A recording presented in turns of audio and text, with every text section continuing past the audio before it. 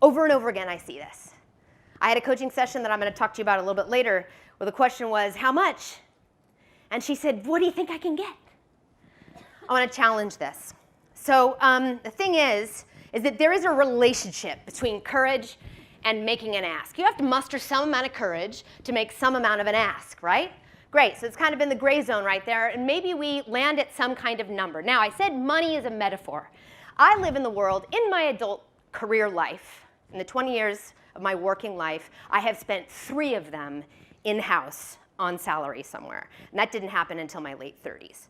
I have been in a hustle situation since the beginning. So I have the opportunity to talk about money 20 times a year when I send out proposals for coaching engagements, for workshops, for blah, blah, blah, right? I live it every day. Some of you may negotiate salary one time and stay in that with incremental, predictable, increases over a time that you negotiate at one single moment. I get that.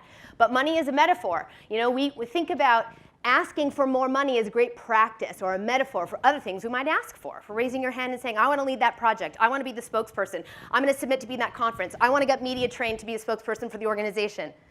Lots of ways that we find, there's lots of places where we find reason to ask, okay? So I'm going to talk about money, but think about how it might be relevant to you.